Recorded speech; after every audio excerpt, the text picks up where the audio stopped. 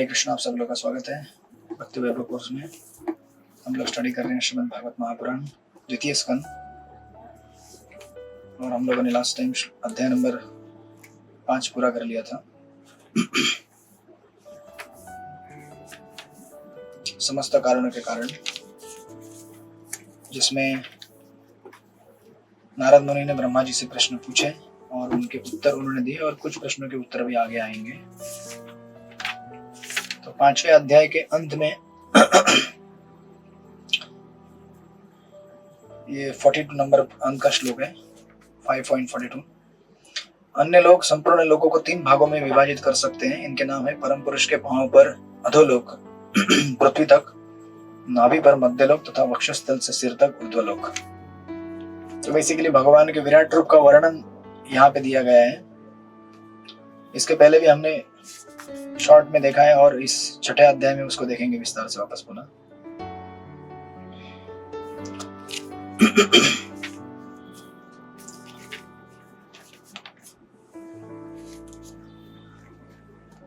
और जो 6ठा अध्याय है पुरुष सूक्त की पुष्टि करके जो हमने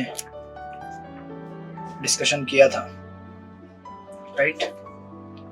तो आई होप आप लोगों ने रिकॉर्डिंग सुना, और अगर समझ में नहीं आया होगा तो आपने समझ लिया होगा कि पुरुष सूक्त की क्यों पुष्टि की गई है और इसका क्यों इस तरह से प्रभुपाद टाइटल देते हैं।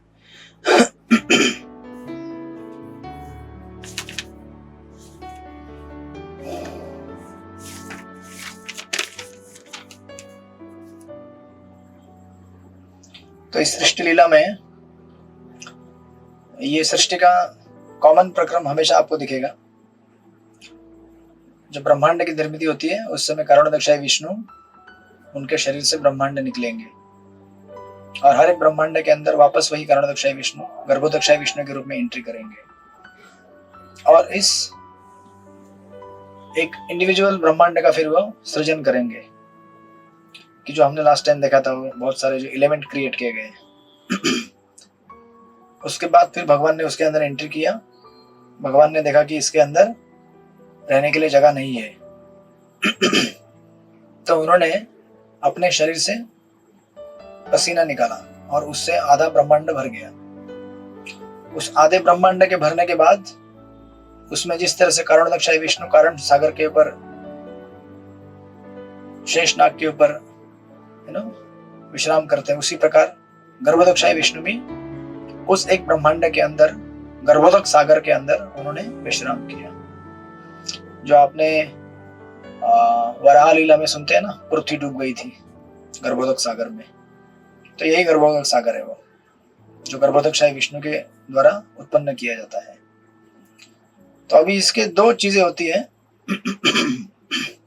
एक तो आपने एक वर्णन हमेशा सुना है कि भगवान गर्भोदक्षाय विष्णु, इनके नाभि से एक कमल निकलता है, और उस कमल के ऊपर ब्रह्मा जी का जन्म होता है, राइट। तो अभी एक डिस्क्रिप्शन ऐसा है कि इस जो कमल नाल है, इस कमल नाल के अंदर 14 भुवन है। और एक दूसरा डिस्क्रिप्शन मैंने सुना कि गर्भोदक जो सागर है, मतलब जो एक ब्रह्मांड है जिसके अंदर आधा पानी से भरा हुआ है गर्भोदक्षाय विष्णु की वजह से, तो आधा पानी से भरा हुआ है, और आधा जो ऊपर है उसमें 14 भुवन होते हैं। ये 2 वर्णन है। तो ऐसा कहा जाता है कि जिस स्टेम के अंदर, लोटस के कमल नाल के भीतर जो 14 भुवन होते हैं, वो भी एक प्रकार का ब्रह्मांड सृजित करते हैं भगवान, लेकिन वो हमेशा नहीं होता है। समटाइम्स, कभी कभी होता है वो, but most of the time आपका एक ब्रह्मांड, उसके अंदर आधा पानी भरा रहेगा और ऊपर विश्व रहेगा, उसके 14 भुवन। तो इधर वे हमारे लिए 14 भुवन है, चाहे वो कमलनाल के भीतर हो या कमलनाल के बाहर हो। अब अगर पृथ्वी गर्भोदक सागर में डूब जाएगी तो चाहे कमलनाल से गिरे या फिर ऊपर से नीचे गिरे, इतना तो पक्का है कि गर्भोदक सागर आधा पानी से भरा हुआ है, राइट। सो वो एक चीज है। और जब आप इस अध्याय को स्टडी करेंगे,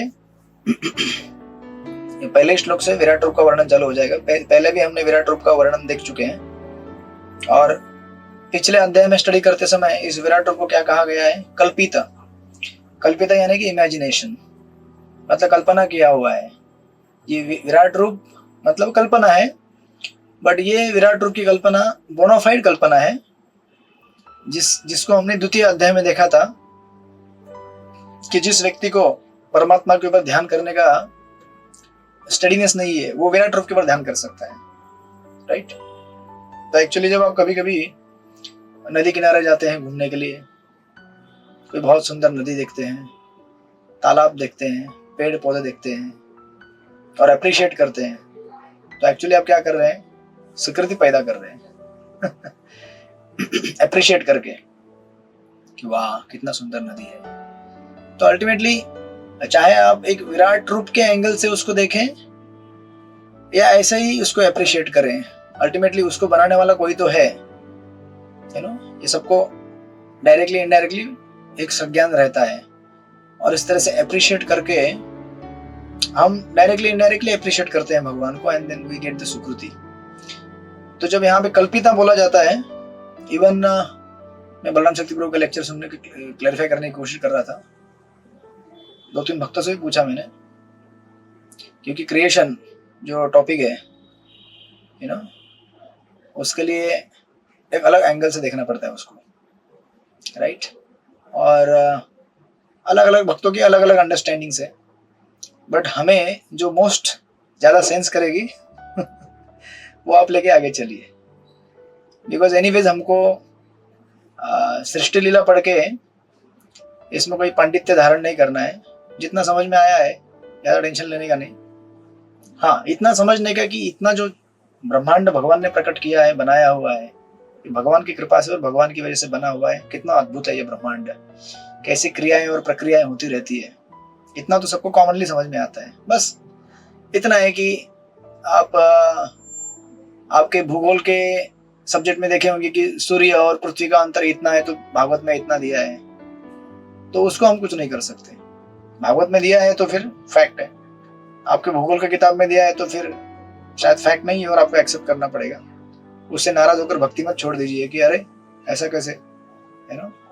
तो श्रीला प्रभुपाद के टाइम में थे ना वो पुरुषोत्तम दास भगवान, श्रीला प्रभुपाद के सर्वेंट, जो मून लैंडिंग हुआ था, तो प्रभुपाद बोले कि ये लोग चंद्रमा में गए नहीं है ना। और बाद में प्रूव हुआ है एक्चुअली, आपको पता है सबको, यूएस मून लैंडिंग था किस तरह से फेक था।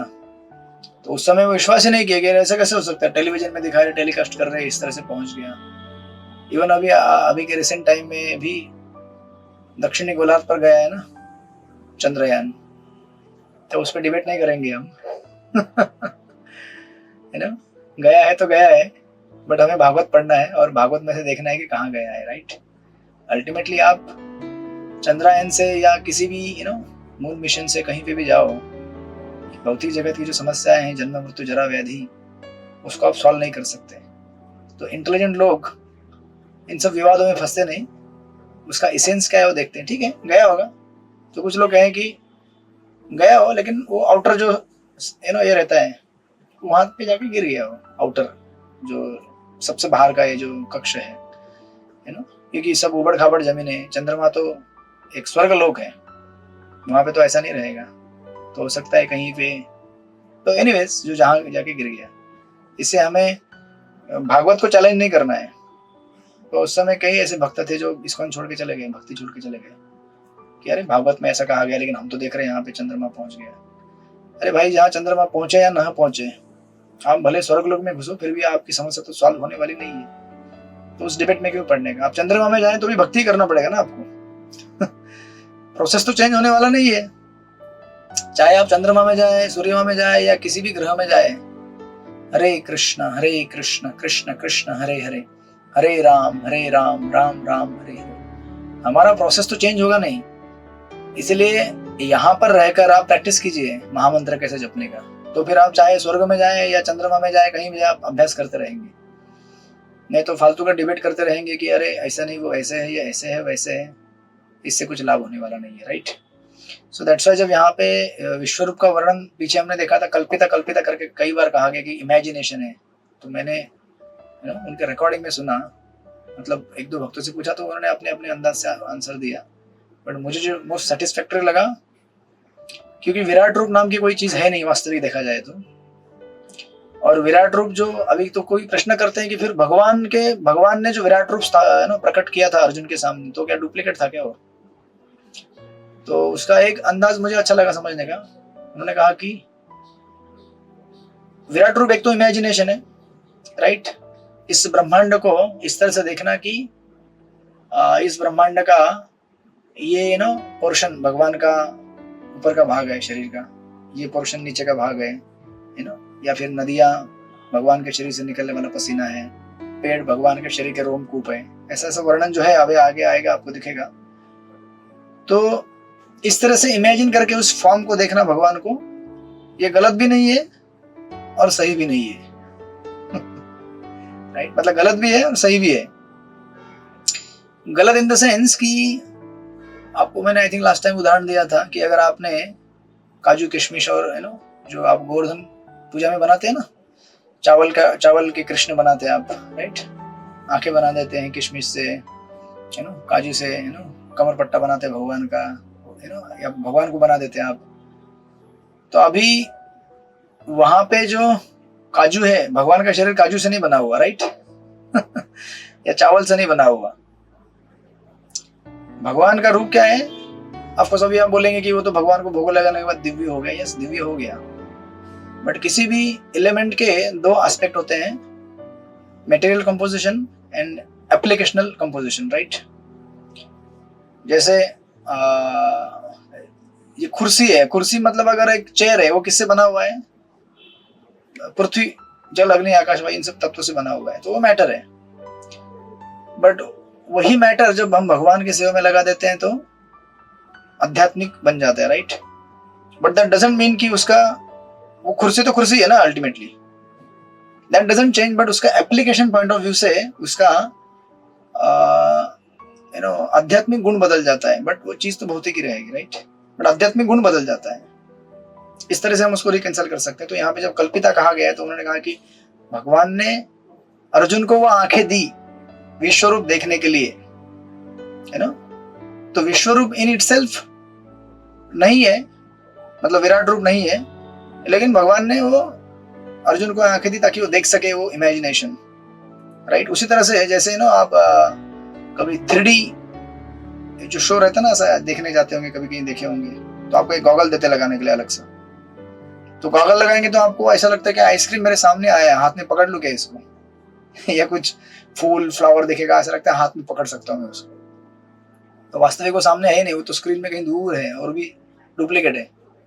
You can't catch that, right. But वो गॉगल लगाने की वजह से दिखता है कि इधर मेरे हाथ में है।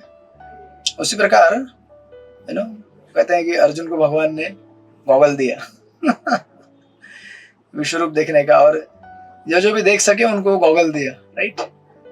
और वहां पे लिखा है, भगवान ने कहा कि मैं आपको स्पेशल विजन दूंगा जिससे आप देख सकते हैं, अदरवाइज आप देख नहीं सकते। तो वो फैक्ट भी है, but at the same time भगवान उससे बने हुए नहीं है, भगवान का शरीर आध्यात्मिक है, राइट। तो वहां पे जैसे दिखाया गया कि भगवान क्या कर रहे हैं, अपने दांतों के नीचे चबा रहे हैं कौरवों को। तो क्या वास्तविक भगवान ऐसे चबाएंगे क्या? नहीं ना। तो भगवान अपने रिप्रेजेंटेटिव और काल के माध्यम से इस तरह से लोगों को दबाते हैं। कालोस्मि लोकक्षय प्रवृत्तो करके वो जो श्लोक आता है 11वें अध्याय में। तो हमको इस तरह से समझना होगा कि उन्होंने भगवान को क्या दिया? आंखें दी। सॉरी, अर्जुन को भगवान ने। तो इस प्रकार भौतिक जगत में जो विराट रूप है, जो उसके जो इंग्रेडिएंट्स है, एलिमेंट्स जो है, ये नदियां, ये पहाड़, ये पौधे, ये सब, ये कोई मतलब मिथ्या नहीं है, मतलब एग्जिस्ट नहीं करता ऐसा नहीं, वो एग्जिस्ट में है। लेकिन ये सोचना कि इससे भगवान का शरीर बना हुआ है, ये इमेजिनेशन है, हालांकि ये बोनाफाइड इमेजिनेशन है।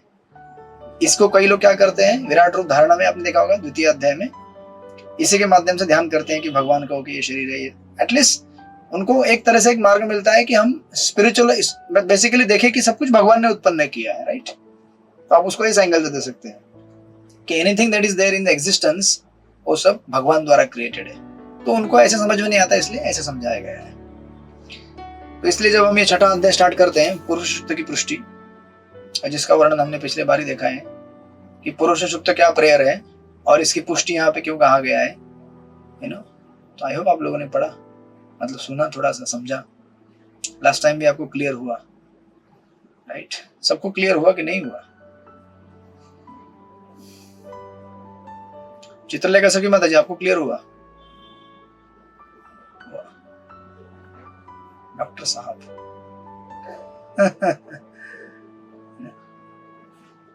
विमल मधुमती माता जी, आपने पढ़ा कि नहीं? मतलब आपने सुना कि नहीं? नहीं सुना, टाइम नहीं मिला, उपवास में टाइम चला गया।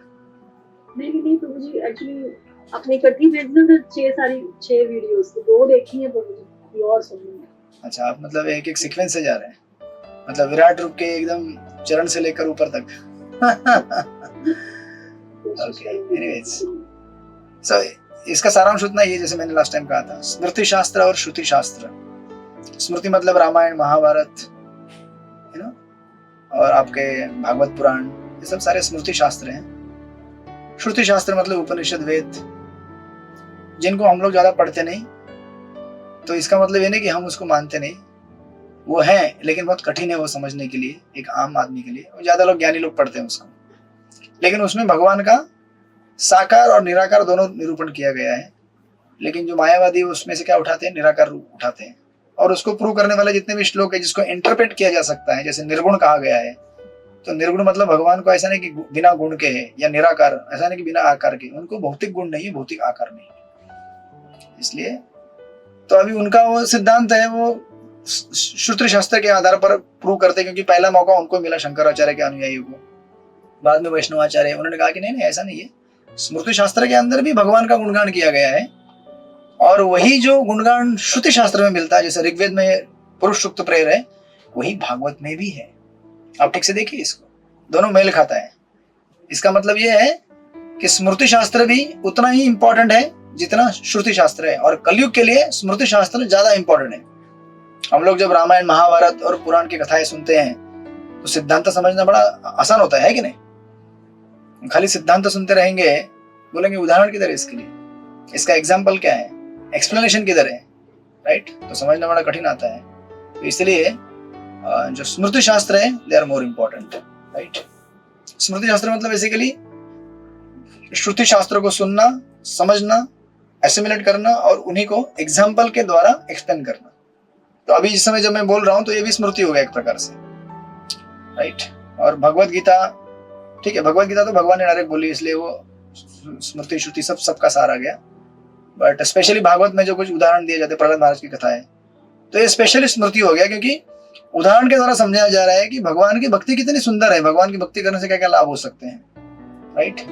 तो when you explain that becomes स्मृति। तो इसलिए स्मृति ज्यादा इंपॉर्टेंट है, क्योंकि उसमें एप्लीकेशनल पॉइंट ऑफ व्यू से ज्यादा समझ आ सकती है, समझने वाले लोगों को उदाहरण के साथ समझाया जाए तो इस तरह से। So now when we begin this chapter, तो इसलिए यहाँ पे कहा गया पुरुष सूक्त। तो ये जो प्रेयर्स हैं, ये वहां पे आए हैं ऋग्वेद में और वहीं भागवत में आए, इसलिए दोनों को मैच करके कहा गया कि भागवत भी उतना ही प्रामाणिक है जितना स्मृति शास्त्र है, श्रुति शास्त्र है। पढ़िए श्लोक नंबर 1, सृष्टिपति रूप पढ़िए। हरे कृष्ण प्रभु जी, दंडवत प्रणाम। ब्रह्मोवाच वाचाम्बरमुखं क्षेत्रं छन्दसां सप्तधातवा अव्यकव्यामृतान्नानां जिह्वा सर्वरसस्य च। ब्रह्मा जी ने कहा, विराट पुरुष का मुख वाणी का उद्गम बिंदु है और उसका नियामक देव अग्नि है। उनकी त्वचा तथा अन्य 6 स्तर आवरण वैदिक मंत्रों के उद्गम बिंदु हैं और उनकी जीभ देवताओं, पितरों तथा सामान्य जनों को अर्पित करने वाले विभिन्न खाद्यों तथा व्यंजनों, रसों का उद्गम है। हरे कृष्ण प्रभु जी, दंडवत प्रणाम। तो अभी जब यहाँ पे आप ये डिस्क्रिप्शन देखना चालू करेंगे, देखिए यहाँ पे आपको एक कॉमन चीज मिलेगी, जो हमने चार्ट ऑलरेडी स्टडी किया है ना लास्ट टाइम 5वें अध्याय में, वही चार्ट यहाँ पे रिपीट होगा। लेकिन यहाँ पे कौन करेगा ये अभी गर्भोदकशाही विष्णु जो यहाँ पे डिस्क्राइब किए गए हैं, वहां पे हमने दिया था खाली कि एलिमेंट से, वो जो आपका चार्ट था ना क्रिएशन का, आपके पास रहेगा वहां पे भी, आपने निकाल के रखा होगा साइड में पिछले अध्याय में, यू नो, कि जो कान होते हैं, यू नो, उनसे दिक देवता आते हैं, वो आपको जो पूरा अहंकार, तमोगुणी, रजोगुणी और सात्विक, उसमें से जो डिवीजन आता है कि इससे ये निकलता है, इससे ये निकलता है, इससे ये निकलता है, राइट, उसी का वर्जन है वो। लेकिन वहां पे सिर्फ, यहाँ पे क्या है अब बताएंगे कि जब भगवान के यू नो इस शरीर के भाग से ये निकलता है तो वो एलिमेंट क्रिएट होता है। अभी ये कहने का अर्थ ऐसा क्यों दिया है, ऐसा अभी इस अध्याय में क्यों कह रहे हैं, और पहले क्यों नहीं कहा इसको, राइट? पहले इन जनरल डिस्क्रिप्शन दे दिया कि ये सारे एलिमेंट क्रिएट हो गए, राइट? एलिमेंट क्रिएट हो गए और उनकी तन मात्राएं क्रिएट हो गई, 5 एलिमेंट और 5 तन मात्राएं, 10 सेंसेस, राइट? लेकिन ये यहाँ पे क्या हुआ था,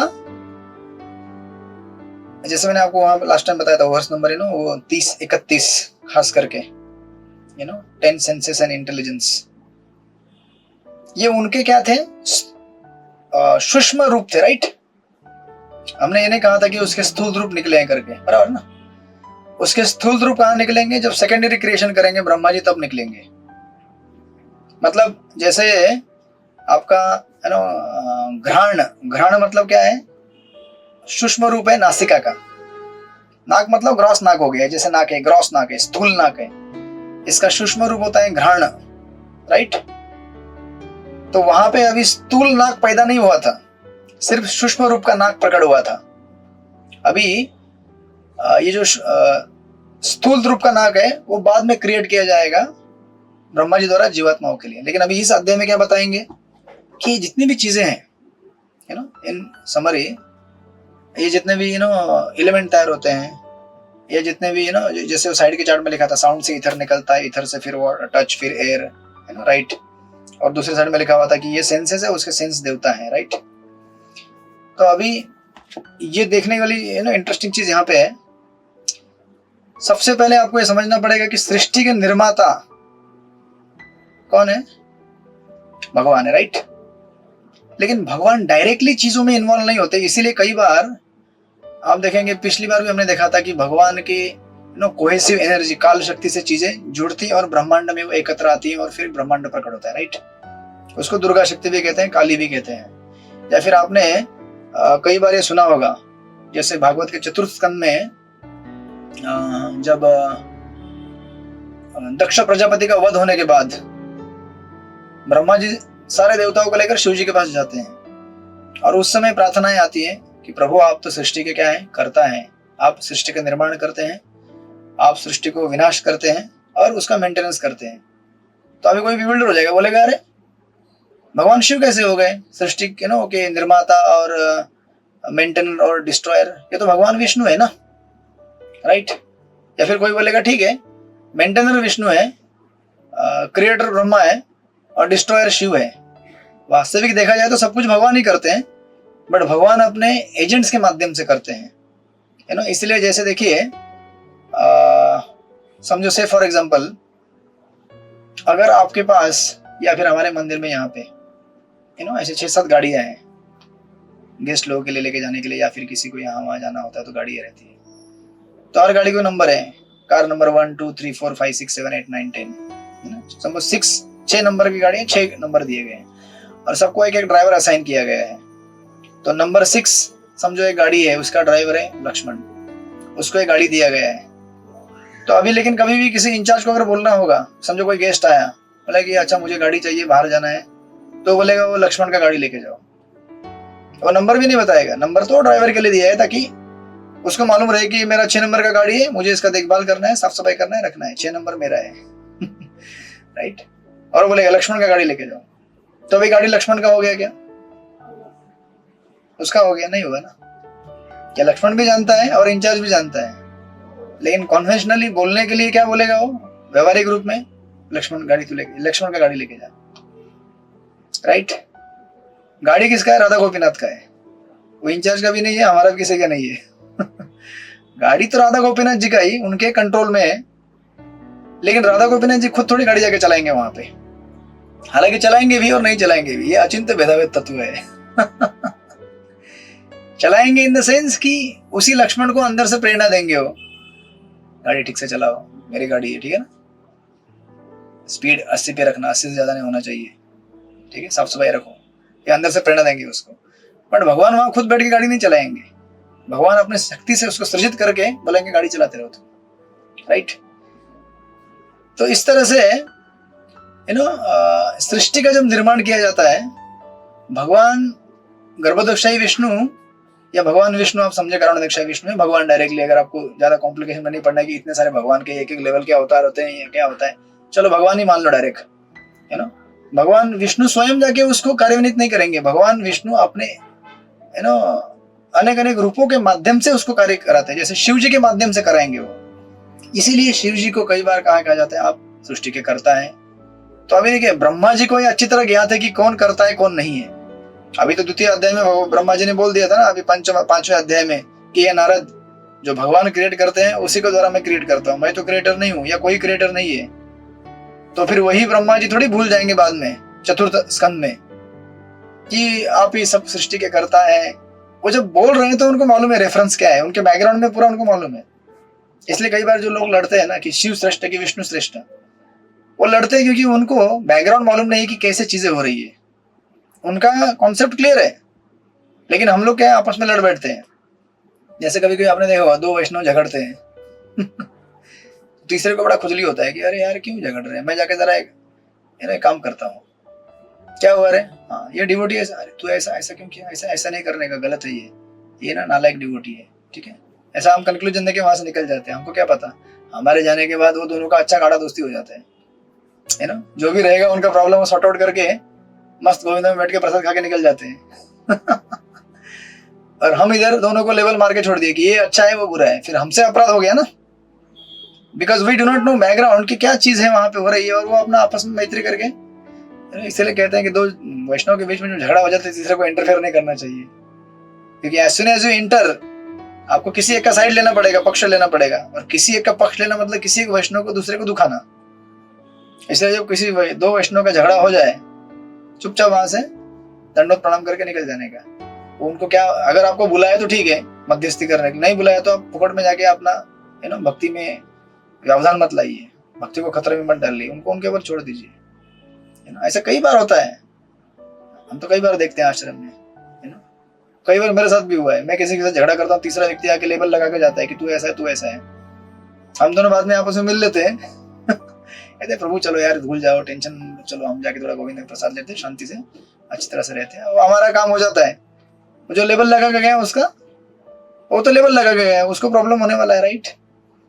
तो वाई टू अननेसेसरीली इस प्रकार जब शिव और विष्णु का जो ये तत्व के ऊपर झगड़ा करते हैं लोग, अननेसेसरीली क्यों झगड़ा करना है। शिव जी को पता है कि मैं कौन हूँ, ब्रह्मा जी को भी पता है कि किसको एड्रेस कर रहे हैं। इसलिए ब्रह्मा जी कहते हैं कि आप सृष्टि के कर्ता है, निर्माता है, सब कुछ है, लेकिन उनको पता है कि किस एंगल में कह रहे हो, ये जानते हुए कि आप क्या है, सेकेंडरी क्रिएटर है। एग्जैक्टली सेकेंडरी क्रिएटर नहीं बट एट्रीब्यूट है वो, राइट। Primary attribute secondary. तो प्रथम कार्य करने वाले भगवान विष्णु ही है, लेकिन द्वितीय कार्य करने वाले कौन है, ये सब भगवान के अनेक अनेक जो एजेंट्स है वो है, राइट। तो ये एक इसमें समझ आपको होनी चाहिए हमेशा।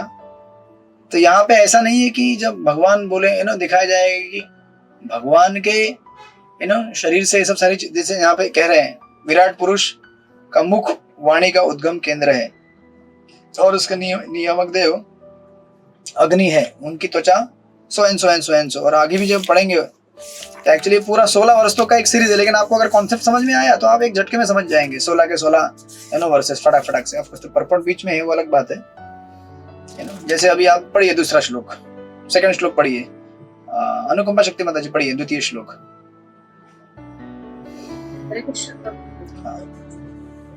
सर्वसुनां च वायुश्च तन्नासे परमायणे अश्विनो रोषधीनां च घ्राणोपोद प्रमोदयोः। उनके दोनों नथों ने हमारे श्वास के और तथा अन्य सारी वायुओं के जनन केंद्र है। उनकी घ्राण शक्ति से अश्विनी कुमार तथा समस्त प्रकार की जड़ी बूटियां उत्पन्न होती है, और उनकी श्वास शक्ति से विभिन्न प्रकार की सुगंधियां उत्पन्न होती है। हरे कृष्ण। हरे कृष्ण। तो अभी आप इसको क्लियर करते हैं, फिर दिन आगे एक बार श्लोक पढ़ के कवर कर देंगे, फिर दिन आगे हम कल इसको परपट को कवर कर देंगे। ये 16 तक का सीरीज है, कि भगवान के अनेक अनेक भागों से अनेक अनेक चीजें उत्पन्न होती है। सी देखिए, इसका सिंपल एक अंडरस्टैंडिंग है। इसके लिए एक लाइन पढ़ना पड़ेगा हमें प्रभुपाद के परपट का, प्रथम श्लोक में ये एक लाइन पढ़ेंगे।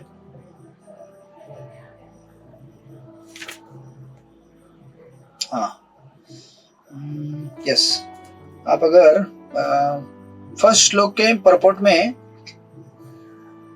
1 2 3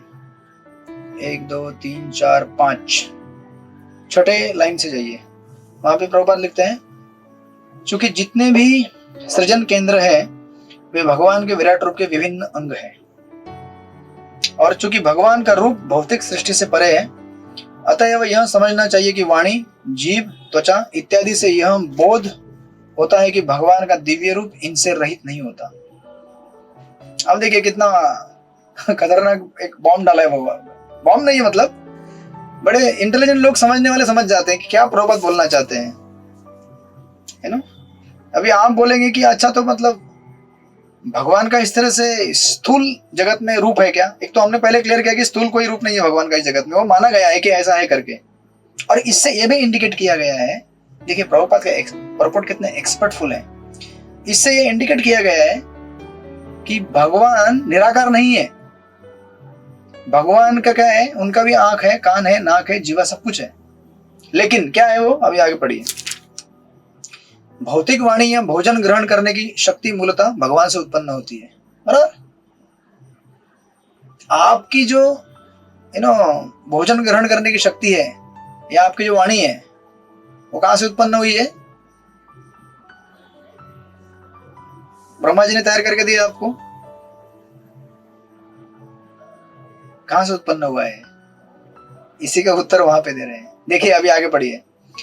ऐसी क्रियाएं मूल आगारों के विकृत प्रतिबिंब है। अभी आप समझ जाइए क्या हो रहा है यहाँ पे। ऐसी क्रियाएं मूल आगार, आगार यानी कि क्या होता है? आगार मतलब समझते हैं आप? आगार, इसको इंग्लिश में क्या लिखा गया है? स्टोर हाउस बोलते हैं। हाँ, स्टोर हाउस बोलते हैं, यस। बस आगार मराठी में कहते हैं, बस आगार मतलब जहां पे बहुत सारी बसें पार्किंग की जाती है। देखिए क्या लिखा प्रभुपाद ने, मूल आगारों के विकृत प्रतिबिंब है, दिव्य अवस्था भी आध्यात्मिक विविधता से रहित नहीं होती। आध्यात्मिक जगत में भौतिक विविधता के विकृत स्वरूप अपने दिव्य मूल स्वरूप में पूरी तरह अभिव्यक्ति हुए दिखते हैं। मतलब क्या हुआ कि एग्जैक्टली जो चीजें इस भौतिक जगत में है, आप बोलेंगे ओके, इस भौतिक जगत में क्या है? पृथ्वी, जल, अग्नि, आकाश, वायु, बराबर। तो स्पिरिचुअल वर्ल्ड में भी क्या है? पृथ्वी, जल, अग्नि, आकाश, वायु, वहां भी है। क्योंकि वहां नहीं रहेगा तो यहां कैसे दिखेगा? सृष्टिपति प्रभु समझे कि नहीं समझे? ऊर्ध्वमूलमधः शाखम अश्वत्थम प्राहुरव्ययम छंदांसि यस्य पर्णानि यत्सम वेद स वेद विधि। आपने 15वें अध्याय में गीता के पढ़ा हुआ है। भौतिक जगत आध्यात्मिक जगत का रेप्लिका है। तो मतलब यहां पे अगर जो भी चीज दिखती है आपको, इसका एग्जैक्ट कॉपी नहीं बोलेंगे, वो ओरिजिनल है, ये कॉपी है। तो भौतिक जगत में जितनी भी चीजें हैं वो स्पिरिचुअल वर्ल्ड में एग्जिस्ट करती हैं, लेकिन अपने शुद्ध फॉर्म में। तो अगर आध्यात्मिक जगत में आप जाएंगे तो वहां पे पृथ्वी, जल, अग्नि, आकाश, वायु, ये सब कुछ है, लेकिन चिन्मय अवस्था में सत चित आनंद। इसलिए आप कहते हैं ना कि कण कण वृंदावन का चिन्मय है, बराबर ना। तो इसलिए जब आप वृंदावन में भगवान श्री कृष्ण ठंडी के समय में जब निकलते चलने के लिए, तो जो जमीन है ना अपने आप गर्म हो जाती है। क्यों? क्योंकि वो चिन्मय है। वो समझती हो कि अभी, क्योंकि वहां हर कोई डिवोटी है, जमीन भी डिवोटी है, हर कण कण डिवोटी। वो समझती कि ओके भगवान यहाँ से क्या करना चाहते हैं? चलना चाहते हैं, तो अभी गर्मी पैदा करो ताकि भगवान को अच्छा लगे। जब सर्दी का मौसम होता है ना, सर्दी में गर्म हो जाएगा जमीन और गर्मी में ठंडा हो जाएगा। क्यों? यहाँ पे होता है क्या ऐसा? भौतिक जगत में होता है। अब गर्म सड़क से चल रहे हैं, अचानक सड़क बोलेगी नहीं, इसको तो क्या है ना, बहुत गर्म लग रहा है पैर में, बिना चप्पल का है बेचारा, चलो ठंडा हो जाता था। नहीं, क्योंकि ये क्या है? ये अचित है। स्पिरिचुअल वर्ल्ड में क्या है? चीजें सत है, चित है और आनंदित है। आध्यात्मिक जगत में ये स्वभाव है, और भौतिक जगत में क्या है? अचित, निरानंद और असत। राइट? आप समझ रहे कि नहीं समझ रहे कि कंफ्यूज हो रहे हैं? समझ रहे हैं ना? तो प्रभुपाद जी यहाँ पे कहना चाहते हैं कि anything that exist in the spiritual world, उसका एग्जैक्ट मतलब उसका एग्जैक्ट काउंटर पार्ट इस भौतिक जगत में मिलता है। तो जब यहाँ पे ऐसा कह रहे हैं कि गर्भोदकशाही विष्णु के शरीर के इस भाग से ये चीज निकला, है ना, उनके यहाँ से ये चीज निकला, तो जब ये कह रहे हैं कि जैसे फॉर एग्जांपल यहाँ पे क्या कहा गया है,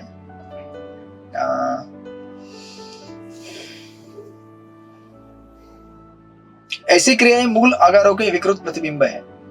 दिव्य अवस्था भी आध्यात्मिक विविधता से नहीं रहित नहीं होती। आध्यात्मिक जगत में भौतिक विविधता के विकृत स्वरूप अपने दिव्य मूल रूप में पूरी तरह अभिव्यक्ति दिखते हैं। अंतर केवल इतना ही होता है कि भौतिक कार्यकलाप प्रकृति के 3 गुणों से कुलुषित हो जाते हैं, जबकि आध्यात्मिक जगत में सारी शक्तियां शुद्ध होती है, क्योंकि वे भगवान की अनन्य दिव्य भक्ति में लगे। देखिए, जब ये ऐसा बोल रहे हैं ना, वे भगवान की अनन्य दिव्य भक्ति में लगे रहते, मतलब सारी चीजें क्या है, चिन्मय है और भक्त है। आध्यात्मिक जगत में भगवान प्रत्येक वस्तु के भव्य भोक्ता होते हैं और सारे जीव भौतिक प्रकृति के गुणों से कल्मश से रहित भगवान की दिव्य प्रेममय सेवा में लगे रहते हैं। आध्यात्मिक जगत के कार्यकलाप भौतिक जगत के किसी भी उन्माद से रहित होते हैं, किंतु आध्यात्मिक पद पर निर्विशेषवादी जिस निर्विशेष शून्यता की बात करते हैं वहां वह नहीं पाई जाती। मतलब भौतिक जगत, मतलब spiritual world is not without variety, it's full of variety. इसलिए यहाँ पे वैरायटी मिलता है क्योंकि उसका काउंटर पार्ट वो है। लेकिन अभी इसमें कनेक्टिंग लिंक ये है, आप अगर गीता के विभूति योग में जाएंगे तो भगवान कहते हैं ना कि मैं इसमें ये हूं, मैं इसमें ये हूं, है ना। जैसे भगवान कहते हैं कि यू नो पेड़ों में अश्वत्थ में हो, राइट? तो क्या भगवान अश्वत्थ बन गए? नहीं ना। या भगवान कहते हैं कि पांडव में अर्जुन में हूं, तो क्या भगवान अर्जुन बन गए? नहीं। कहना क्या चाहते हैं कि जो भी प्रोमिनेंट चीजें हैं, पावरफुल, उसको शक्ति मैं रिप्रेजेंट करता हूं, यानी मैं ही देता हूं, मैं रिप्रेजेंट किया हूं उनकी शक्ति को, right? I am representing them. इसका मतलब ये नहीं कि यू नो, या फिर ठीक है उस एंगल से नहीं, इतना आप समझ लीजिए। तो उसी प्रकार यहाँ पे जब ये अलग अलग बोल रहे हैं ना कि जैसे इस दूसरे श्लोक में कहा गया, उनके दोनों नथुने हमारे श्वास के तथा अन्य सभी प्रकार वायु के जनन केंद्र हैं। तो जब यहाँ पे ऐसा कहा गया है कि उनके दोनों नथुने, मतलब ये इस जगत की विभूतियां हैं अलग अलग, राइट? विभूतियां मतलब कुछ ऐसी प्रोमिनेंट चीजें हैं जहां से बाकी चीजें उत्पन्न होने वाली है। इन विभूतियों का ओरिजिनल पार्ट कहां पे है? आध्यात्मिक जगत में है, क्योंकि भगवान को स्पिरिचुअल वर्ल्ड में नाक है, राइट? इसलिए उसका काउंटर पार्ट भौतिक जगत में विराट रूप में भी नाक आ गया, राइट? और उससे फिर उसके साथ जो रिलेटेड एलिमेंट है वो पैदा हो जाते हैं, राइट? इसका और भी विस्तृत वर्णन आपको तृतीय स्कंद में मिलेगा, अभी यहाँ पे नहीं है, कि भगवान ने जब इच्छा की खाने की तो यू नो, या फिर उनको यू नो टेस्ट लेने की, तो जिह्वा प्रकट हो गया। तो कहने का मतलब ये नहीं कि विराट रूप ऐसा कोई चीज है और विराट रूप से ये चीज उत्पन्न हो गई। कहने का अर्थ ये है कि विदाउट कृष्णास डिजायर यहाँ पे कोई भी चीज उत्पन्न होने वाली नहीं है भौतिक जगत में। भगवान ने डिजायर किया, राइट? और उनके डिजायर की वजह से कि ये भौतिक जगत में सारे जीव आए हैं, वो अपने अपने अलग अलग प्रकार के भोग करना चाहते हैं, तो इनको अलग अलग सामग्री चाहिए। उस सामग्री का ओरिजिनल स्वरूप स्पिरिचुअल वर्ल्ड में है, उससे क्या एग्जैक्ट रेप्लिका काउंटर पार्ट इस भौतिक जगत में भगवान ने क्रिएट किया है, राइट? तो अभी ये क्रिएट किया है वो भी मैंने पहले आपको बताया। ये जो क्रिएट किया है भगवान डायरेक्टली नहीं करते हैं, तो शिव जी के माध्यम से करते हैं, या फिर सेकेंडरी क्रिएशन ब्रह्मा जी के माध्यम से करते हैं। तो लोगों को लगता है कि अरे शिव जी क्रिएटर हो गए, ये ब्रह्मा जी क्रिएटर हो गए। नहीं, वो लोग क्या है, द्वितीय क्रिएटर है, प्रथम क्रिएटर तो भगवान ही है। लेकिन हम समझते नहीं चीजों को कि कैसे हो रहा है। जैसे मैंने उदाहरण दिया, हो ये गाड़ी है ना, लक्ष्मण की गाड़ी लेके जाओ, तो गाड़ी लक्ष्मण की नहीं हुई, गाड़ी किसकी है? राधा गोपीनाथ जी की है, लेकिन लक्ष्मण को उन्होंने सेवा पे लगा दिया है। लेकिन हम लोग क्या है, वो पीछे का तथ्य नहीं जानते, तो कहते हैं लक्ष्मण की गाड़ी है। गाड़ी लक्ष्मण की नहीं है, गाड़ी तो गोपीनाथ जी की है, but he is being given that service, to take care of that car, to maintain that car. इसलिए देखिए प्रभुपाद ने हमारा सिंपल लिखा हुआ है समझने के लिए कि ये सारे क्या है, ये काउंटर पार्ट है, दीज आर ऑल रिफ्लेक्शन, तो अगर इस भौतिक जगत में पृथ्वी है, ये भौतिक पृथ्वी है, वहां स्पिरिचुअल पृथ्वी है, वहां स्पिरिचुअल है, इसलिए यहाँ भौतिक तैयार हो गया उसका, यू नो, विकृत फॉर्म। इसलिए आपने गीता के तीसरे अध्याय में पढ़ा होगा कि हमारा जो प्रोपेंसिटी है भगवान, यू नो, प्रेम करने का इस जगत में, वो वास्तविक हम सबके अंदर है आध्यात्मिक जगत में, लेकिन वो यहाँ पे क्या हो गया, विकृत रूप में आता है। फिर हम अनेक अनेक भौतिक चीजों से प्रेम करते हैं, बट वो प्रोपेंसिटी ओरिजिनल हमारा ऑलरेडी है कृष्ण से प्रेम करने का। यहाँ पे आके वो क्या होता है, मटेरियल रूप में प्रकट होता है, राइट।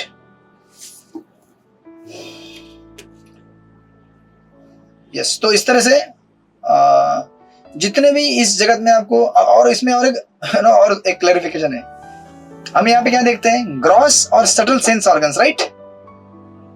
जैसे घ्राण सूक्ष्म हो गया और नासिका स्थूल हो गया, राइट।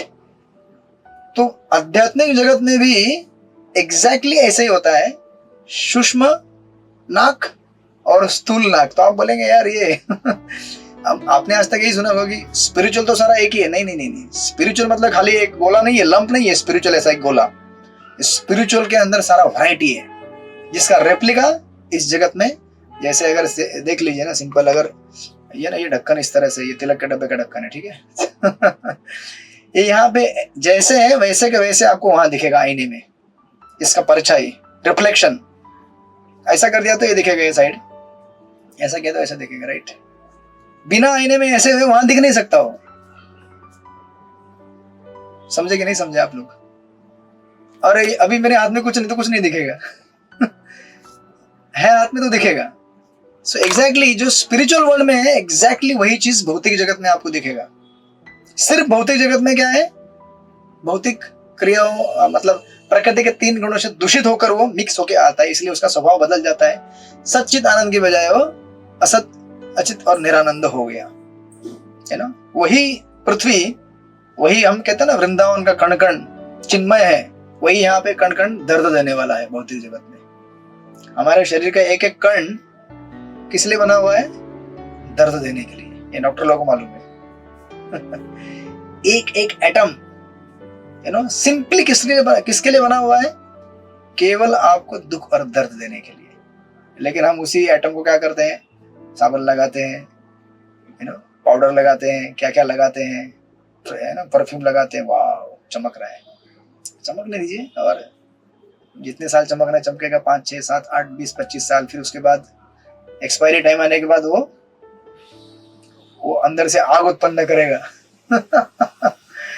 वो एटम फट जाएगा।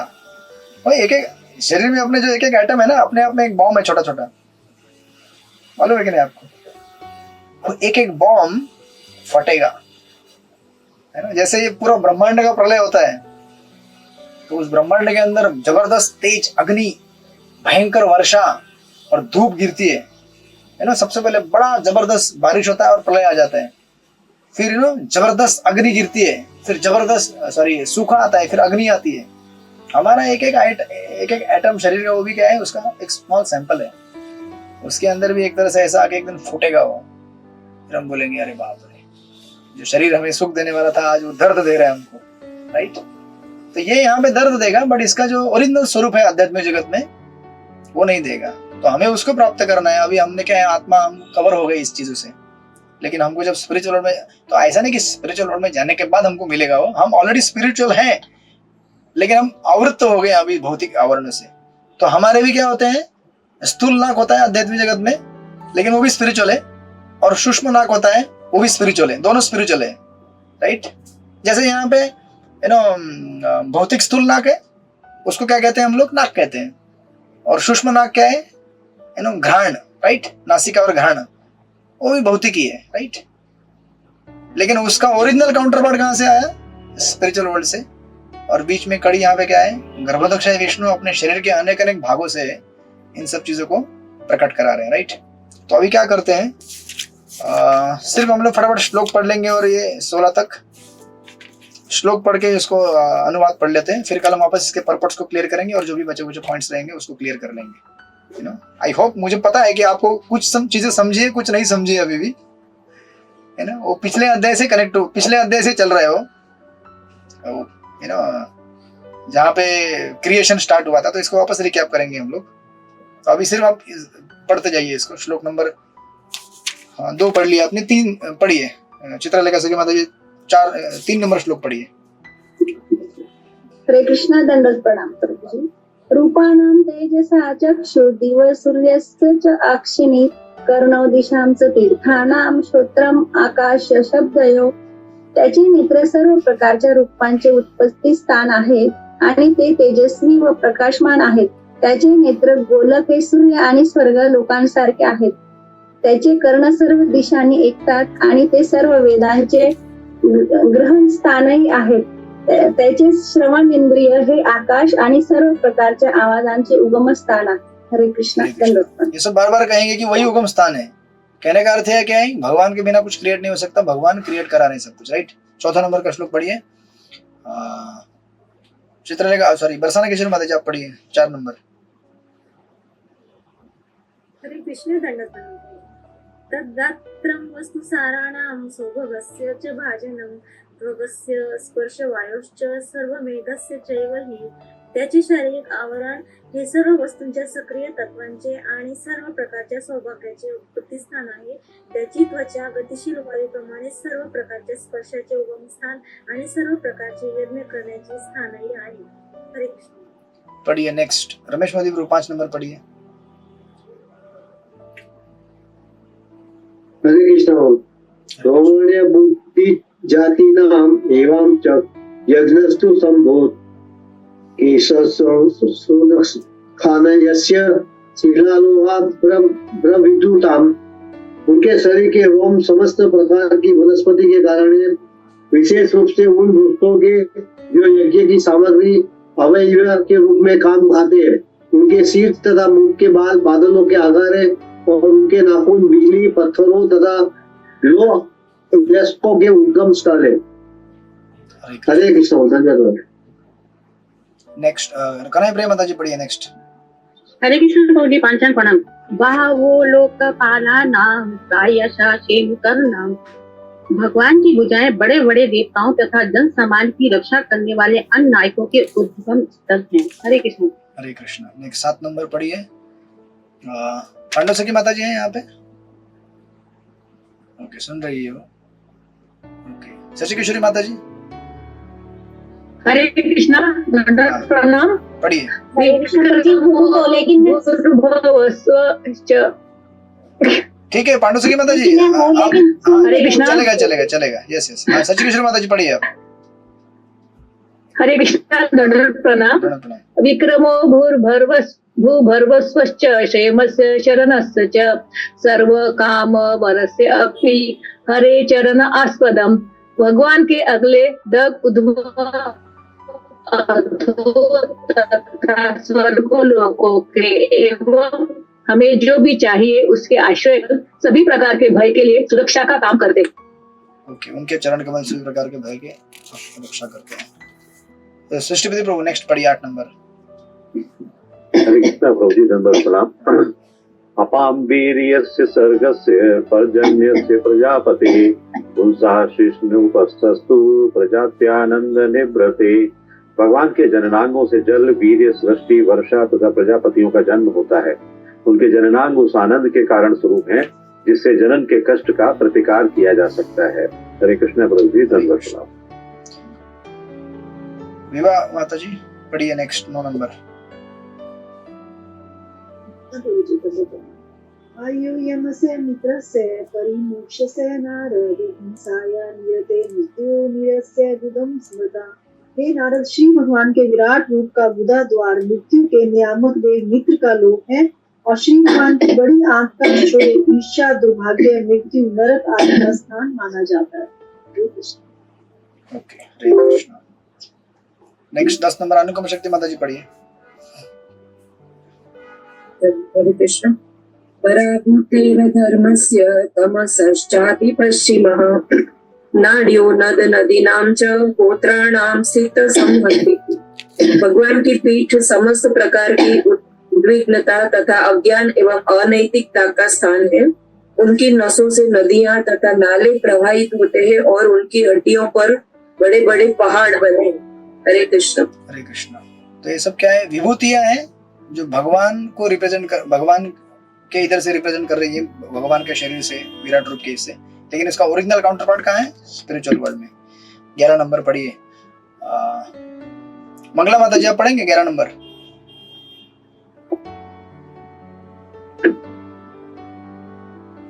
ओके, सृष्टिपति प्रभु आप पढ़िए। श्री कृष्ण प्रभु जी धन्यवाद प्रणाम। अव्यक्त रस सिंधु नाम भूतानां निधनस्य च उदरम विदितम पुंसो हृदयम मनसा पदम। भगवान का निराकार स्वरूप महासागरों का धाम है और उनका उदर भौतिक दृष्टि से विनष्ट जीवों का आश्रय है। उनका हृदय जीवों के सूक्ष्म भौतिक शरीरों का धाम है। बुद्धिमान लोग इसी प्रकार से जानते हैं। हरे कृष्ण प्रभु जी धन्यवाद। रमेश मोदी प्रभु पढ़िए 12 नंबर। हरे कृष्ण प्रभु। धर्मस्य मम तुभ्यं च पुनराम च भवेत् च विज्ञानस्य च तत्त्वस्य पर्श्यात्मा परायणम्।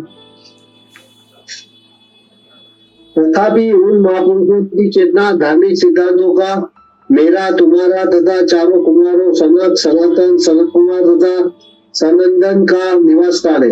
ये चेतना सत्य तथा दिव्य ज्ञान का निवास स्थान है। हरे कृष्ण धन्यवाद। हरे कृष्ण। मेरा मतलब कौन बोल रहा है यहाँ पे?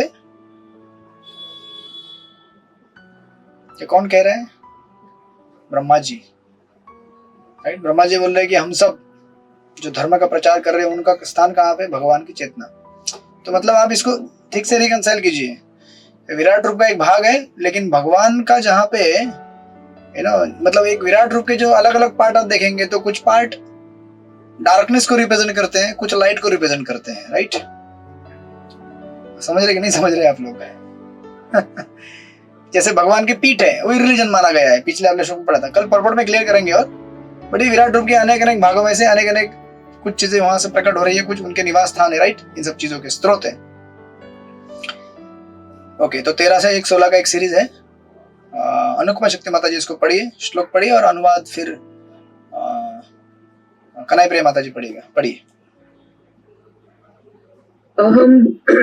अहम भवान भवश्चैव त इमे मनुयो अग्रजा सुरासुर नरा नागा खगा मृग सरीसृपा गंधर्वाप्स सरसो यक्षा रक्षो भूत गणोरगा पशवः पीतरः सिद्धा विद्याक्राणाश्चरणाद्रुमः अन्ये च विविधा जीवा जलस्थल मोक्षसः ग्रहक्षरकेतवस्तारास्तडितः स्तनयित्यन्वः सर्वं पुरुष एवेदं भूतं भव्यं भवश्च यत् तेनेदमावृतं विश्वं वितस्मितति अधिस्थितति।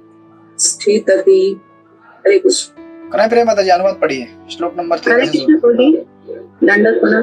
मुझसे ब्रह्मा से लेकर तुम तथा भव शिव तक जितने भी बड़े बड़े ऋषि मुनि तुमसे पूर्व हुए हैं, वे देवतागण, असुरगण, नाग, मनुष्य, पक्षी, पशु, सरीसृप आदि तथा समस्त ब्रह्मांडों की सारी शिष्ट अभिव्यक्तियां तथा ग्रह, नक्षत्र, उच्छल तारे, सितारे, विद्युत, गर्जन तथा विभिन्न लोगों के वासी तथा गंधर्व, अप्सरा, यक्ष, राक्षस, भूतगण, पुरख, पशु, पितर, सिद्ध, विद्याधर, चारण एवं अन्य विभिन्न प्रकार के जीव, जिनमें पक्षी, पशु तथा वृक्ष एवं अन्य जो कुछ हो सकता है सभी सम्मिलित है। वे सभी भूत, वर्तमान तथा भविष्य सभी कालों में भगवान के विराट रूप द्वारा आच्छादित हैं। यद्यपि वे इन सबों से परे रहते हैं और सदैव एक बालिश आकार के रूप में रहते हैं। हरे कृष्ण। हरे कृष्ण। तो ये है पुरुष सूक्त। ये ये पुरुष सूक्त की प्रार्थनाएं हैं, है ना? आप पढ़ेंगे ना, आप पढ़िए, अभी गूगल करके यूट्यूब में सुनिएगा पुरुष सूक्त। सहस्त्र शीर्षा पुरुषा, सहस्त्र बाहु, सहस्त्र नेत्र, ये सब आता है। तो ये वर्णन है। तो आप लोग इसको थोड़ा सा स्टडी कीजिए और आपके सारे क्वेश्चन जो रहेंगे ना लिख के रखिए कि क्या क्या समझ में नहीं आ रहा है, क्या समझ में आ रहा है। क्योंकि है ना, अभी हम लोग आपको द्वितीय स्कंद के 6ठे अध्याय में पहुंच चुके हैं और अभी तक हमने एक भी परीक्षा नहीं लिया है। तो थोड़ा सा मुझे डर सा भी लग रहा है कि आप लोग कहीं पीछे का पूरा फ्लैट ना हो गया वो स्टडी, आगे समझते जा रहे हैं। तो आप लोग थोड़ा कल मतलब जो आने के पहले थोड़ा सा इसके ऊपर जो भी आपको अभी तक समझ में आया नहीं आया उसको जरा लिख के रखिए और फिर हम इसको क्लैरिफाई करेंगे इसके कुछ पर्पट्स के साथ लेते लेते, ठीक है। और प्रश्न तो मुझे देने बाकी है ना? पांडव निर्जल एकादशी हो गई है उसका इफेक्ट 2 दिन तक रहता है, 2 दिन पहले और 2 दिन बाद में। तो कोशिश रहेगी मेरी आपके प्रश्न बनाने की प्रथम अध्याय के, क्योंकि अगले हफ्ते वैसे भी हम लोग यहाँ पे है नहीं, हमारा ब्रह्मचारी रिट्रीट जा रहा है। तो यहाँ कब जा रहा है? हाँ 25 से लेकर 28 तक। तो अपने क्लास तो 26-27 को होते तो उस समय होंगे ना, तो उस समय आप लोग पढ़ाई कर सकते हैं। फिर तो कम से कम 2 अध्याय के मैं प्रश्न देने का कोशिश करूंगा, तो आप लोग पढ़ाई करके फिर 1-2 हफ्ते में फिर उसका एग्जाम दे सकते हैं। तो आप लोग लिख के रखिए जो भी आपको नहीं समझ में आता है, फिर हम इसको, और जो पुराने क्लासेस है उसको भी सुनने का कोशिश कीजिए, जो टेक्निकल क्लासेस जहाँ जहाँ अटके हुए हैं आपके, है ना, तो हम देखेंगे उसको कल। हरे कृष्ण। श्रील प्रभुपाद की जय। श्रीमद् भागवत महापुराण की जय। कल्पतरुभ्यश्च भक्तानां अनंत कोटि वैष्णव की जय। हरे कृष्ण। हरे कृष्ण। तो इसी मीटिंग में मैं उसको रिज्यूम कर रहा हूँ दूसरे क्लास को। आप लोग चाहे तो रह सकते हैं या जैसे आपको अच्छा लगे। हरे कृष्ण।